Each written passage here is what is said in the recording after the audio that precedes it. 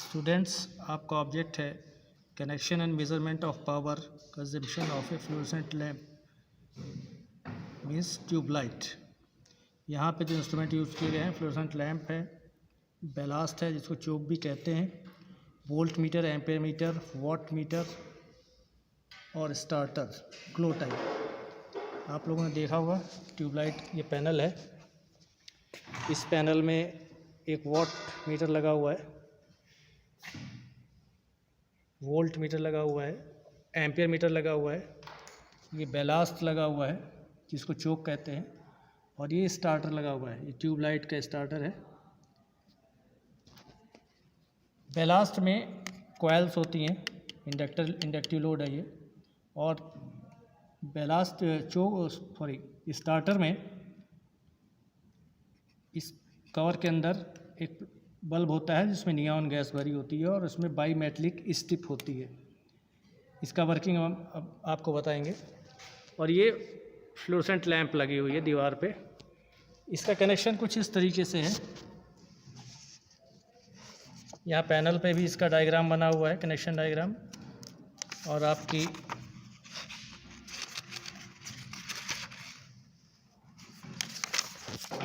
Work book में भी बना हुआ है।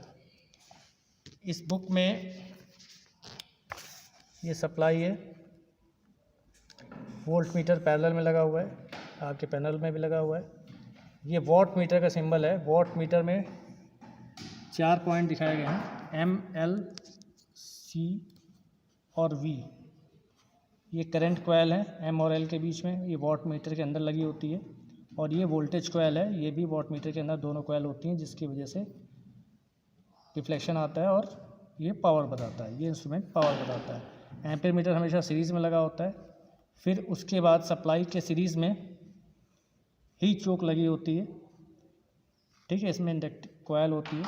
उसके बाद ये ट्यूबलाइट का टर्मिनल है, एक पिन में सप्लाई गई, दूसरे पिन से निकल करके स्टार्टर में गई, स्टार्टर से दूसरे टर्मिनल में गई, उस टर्मिनल से निकल करके वापस ये न्यूट्रल में कनेक्ट हो जाती है। इस तरीके से ट्यूबलाइट का कनेक्शन होता है। यहाँ पे भी इसी तरीके से कनेक्शन किए गए हैं।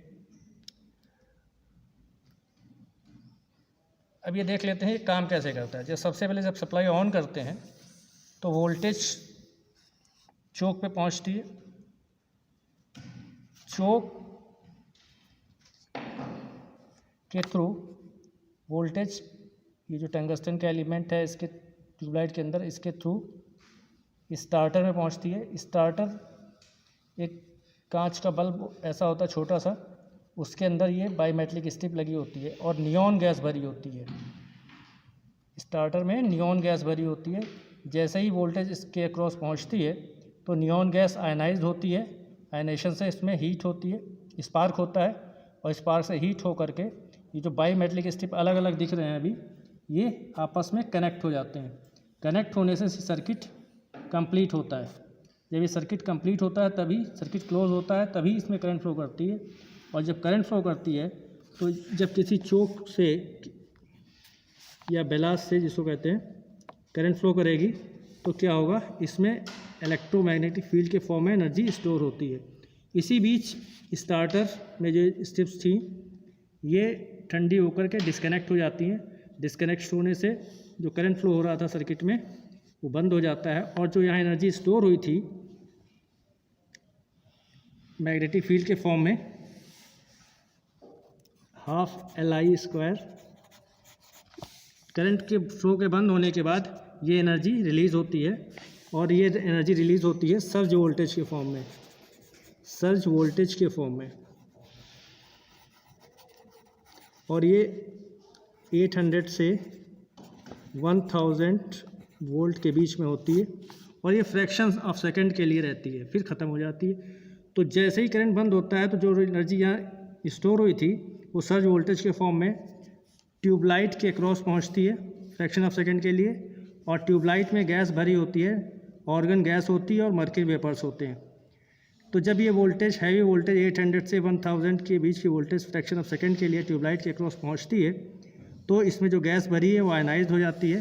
गैस के आयनाइज्ड होने से इसमें इलेक्ट्रॉन फ्लो करते हैं और ultraviolet rays UV rays बनती हैं। यूवी रेज विजिबल नहीं होती हैं, इसलिए ट्यूबलाइट के अंदर से फ्लोरेसेंट कोटिंग पाउडर की कोटिंग की जाती है। इससे क्या होता है, जो ultraviolet rays fluorescent coating से टकराती हैं तो उसमें विजिबल लाइट आती है। और एक बार आयनाइजेशन हो जाने के बाद ये सर्किट इस तरीके से कंप्लीट हो जाता है और ये ट्यूबलाइट जलती रहती है। बाद में स्टार्टर का कोई काम नहीं रहता है, स्टार्टर सर्किट से बाहर हो जाता है और कुछ भी फंक्शन नहीं करता है, सिर्फ ये ट्यूबलाइट जलती है और इसी तरह कंटिन्यूअस ग्लो करती रहती है। जब दोबारा से सर्किट को क्लोज करके ओपन करके क्लोज करेंगे तो फिर से ये पूरा प्रोसेस होता है और ट्यूबलाइट जलती है। तो यहाँ पे स्टार्टर का क्या काम है, स्टार्टर का काम है इनिशियल कंडीशन में सर्किट को क्लोज करना और फिर ओपन कर देना। और चोक का क्या काम है, ये इनिशियली सर्ज वोल्टेज देती है और बाद में इंडक्टिव लोड की तरह सर्किट में पड़ी रहती है। ठीक है, बाद में क्या होता है, जब ये चोक लोड की तरह रहती है तो जो सप्लाई वोल्टेज है उतनी ही वोल्टेज से इसमें इलेक्ट्रॉन फ्लो करते रहते हैं। लेकिन स्टार्टिंग के समय उनको ज़्यादा वोल्टेज चाहिए होती है इनिशिएट करने के लिए, इसलिए सर्ज वोल्टेज चोक के द्वारा दी जाती है।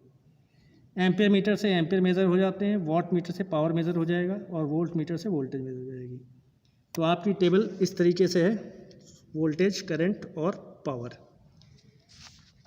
पैनल में ये चीज़ें कनेक्ट हैं, पहले से ट्यूबलाइट लगी हुई है ऊपर।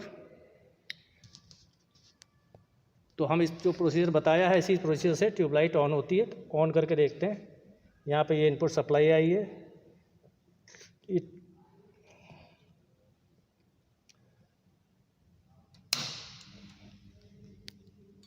ये ट्यूबलाइट ग्लो कर गई, इतनी वोल्टेज आ रही है 36.43 एम्पियर करंट है और लगभग 58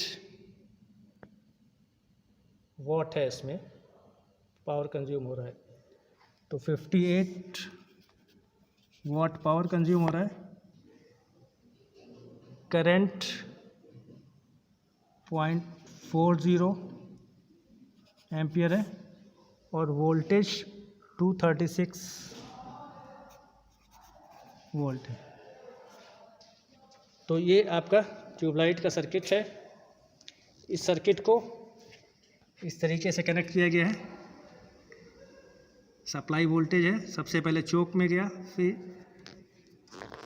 ये फेज़ है, ये न्यूट्रल है। फेज़ सबसे पहले चोक या ब्लास्ट जिसको कहते हैं इसमें गया, फिर यहाँ से